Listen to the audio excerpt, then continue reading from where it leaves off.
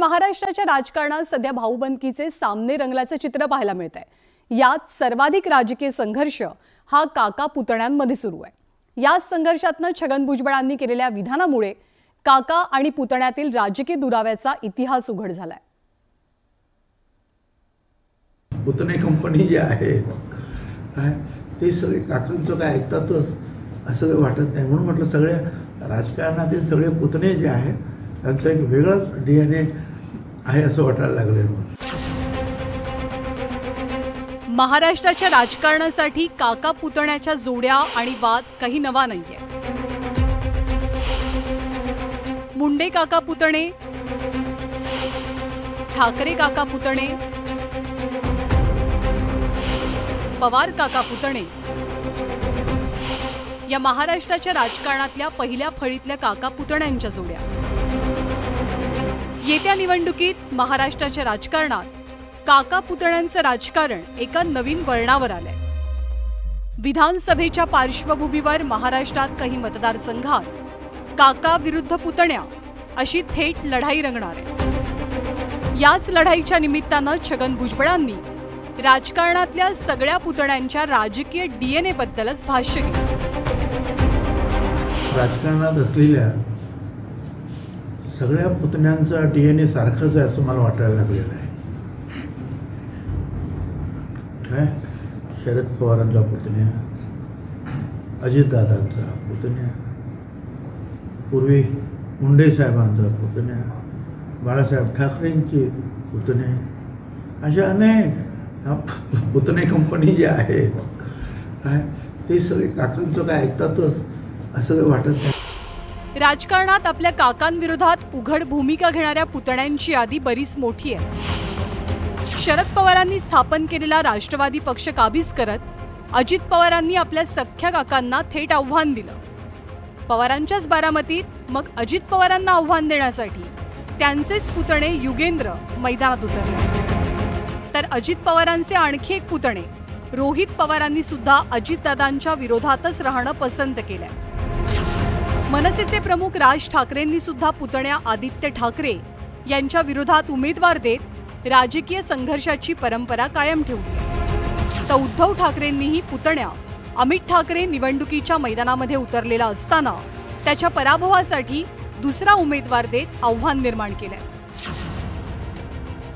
तिकडे सिंदखेड राजामध्ये राजेंद्र शिंगणेंच्या उमेदवारीला त्यांची पुतणी गायत्री आव्हान देण्याच्या पूर्ण तयारीत आहे।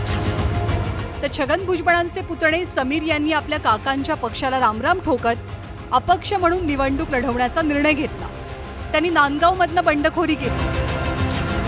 तर शिंदेंच्या शिवसेनेचे नेते आणि मंत्री तानाजी सावंतांचे पुतणे अनिल सावंत शरद पवारांची भेट घेण्यासाठी पोहोचलेले त्यांनी पंढरपूरमधनं उमेदवारीची मागणी करत आपल्या काकांविरोधात भूमिका घेतली। इकडच्या जनतेचा माझा जे पाठबळ होतं किंवा ह्या इकडच्या जनतेने जी माझ्याकडे मागणी केली होती आणि ती फार मोठ्या प्रमाणातल्या इकडच्या जनतेची मागणी आहे आणि त्या मागणीला आणि इकडची परिस्थिती बघता मी हा निर्णय घेतलेला आहे। मला जायचं असतं तर कुठच्या पक्षात गेलो असतो तर खऱ्या अर्थाने त्याला बंड म्हणता आलं असतं। महाराष्ट्राचे राजकारण सध्या काका पुतण्यांभोवती केंद्रित झाल्याचं दिसतंय। विधानसभेच्या रणसंग्रामात काका पुतण्याच्या संघर्षात नेमकी सरशी कुणाची होते? काकांचा अनुभव बाजी मारतो की तरुण पुतणे राजकारणाची दिशा बदलण्यात यशस्वी होतात हे पाहणं महत्त्वाचं असेल। Bureau report, news 18 Lokmat.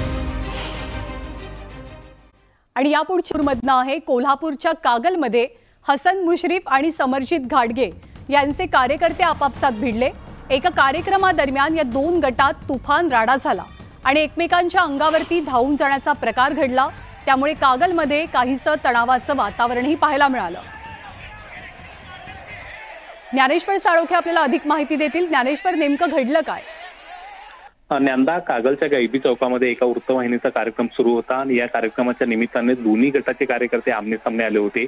यावेळी एकेरी शब्द उच्चारल्यावरून दोन गटांच्या मध्ये आहे तो वाद निर्माण झाला।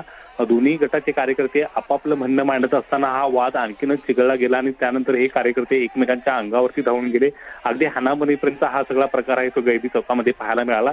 मोठा जमाव या ठिकाणी जमला होता आणि तो एकमेकांच्या अंगावर धावून गेल्यामुळे या ठिकाणी मोठा तणावाचं वातावरण आहे ते निर्माण झालं होतं. त्यामुळे अनेक वाहनं आजूबाजूला लावली होती, त्यांचं सुद्धा मोठ्या प्रमाणात नुकसान झालंय.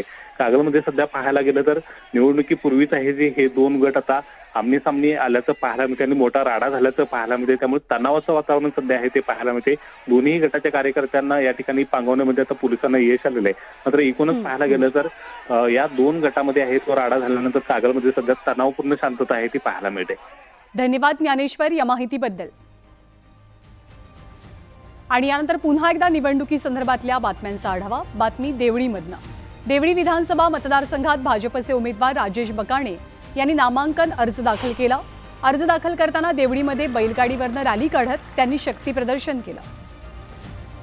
ही लढाई जी आहे ही काँग्रेसच्या रणजित कांबळे सोबत जनतेची लढाई आहे, ही माझी लढाई नाही आहे. या ठिकाणी विकासासाठी आमदार बनवायचा आहे असं जनतेला वाटतंय तर 100% महायुतीचा उमेदवार या ठिकाणी विजय होणार, याच्यामध्ये कुठेही दुमत नाही. आणि जनशक्ती विरुद्ध धनशक्तीची लढाई आहे. नांदेडच्या लोहा मतदारसंघातनं शिवसेना ठाकरेंच्या पक्षाकडनं एकनाथ पवार यांनी उमेदवारी अर्ज भरला. यावेळी शेकडो कार्यकर्त्यांच्या उपस्थितीत पवारांनी शक्ती प्रदर्शन केलं. इथल्या सामान्य माणसामध्ये ज्या पद्धतीने विश्वास आहे, उत्साह आहे, या मतदारसंघामध्ये बदल करण्यासाठी ती माणसं येणाऱ्या 20 तारखेची वाट बघतायत. तुम्हाला मी अभिमानानं सांगेल की येणाऱ्या पुढच्या 20 तारखेला 23 तारखेला खऱ्या अर्थानं या ठिकाणी विजयाची मशाली पेटणार आहे. यवतमाळच्या वणी मतदारसंघातनं मनसेचे उमेदवार राजू उंबरकरांनी उमेदवारी अर्ज दाखल केला. यावेळी शेकडो कार्यकर्त्यांच्या उपस्थितीत भव्य रॅली काढत उंबरकर यांनी शक्ती प्रदर्शन केलं. आपल्यासमोर कुणाचंही आव्हान नसल्याचं उंबरकर यांनी म्हटलं. रेड्डींनी कास्तकाराच्या टाळूवरचं लोणी खाल्लेलं आहे. कास्तकारांच्या शेताला रस्ता नाही, त्याच्या शेताला वीज नाही, त्याच्या शेताला हमी भाव नाही. कास्तकार आत्महत्याकडे प्रवृत्त होतो, युवक बेरोजगार आहेत आणि सर्वसाधारण व्यक्तीकडे कुठलंही लक्ष नाही, शेतमजुराकडे काही लक्ष नाही. केवळ आणि केवळ या सरकारमध्ये पैसे खाण्याचं काम जोरदार सुरू झालेलं आहे. परंडा मतदारसंघामध्ये शरद पवार यांच्या पक्षाच्या राहुल मोटेंनी आपला अर्ज भरलाय.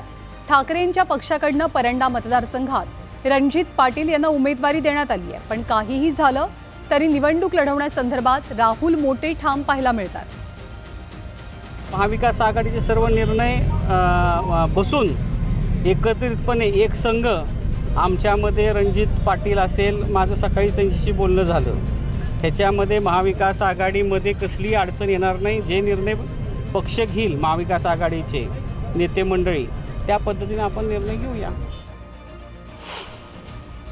महाविकास आघाडीचे इगतपुरी मतदारसंघातील उमेदवार हिरामण खोसकर यांनी उमेदवारी अर्ज दाखल केला. यावेळी हेमंत गोडसेंसह कार्यकर्ते उपस्थित होते. ते महायुतीचे उमेदवार आहेत. अजित पवारांच्या पक्षाकडनं त्यांना तिकीट मिळालंय. जनता ठरवणार आहे किती मतांनी निवडून द्यायचं, काय द्यायचं. ते कामातून केलेलं काम मी 5 वर्ष ते मला 100% मतातून लोक देणार आहे. जनतेमध्ये त्यांचा एक प्रचंड त्यांची लोकप्रियता आहे आणि म्हणून ते चांगल्यात चांगल्या मतांनी या ठिकाणी निवडून येतील असा महायुतीच्या सर्व पदाधिकाऱ्यांना विश्वास आहे.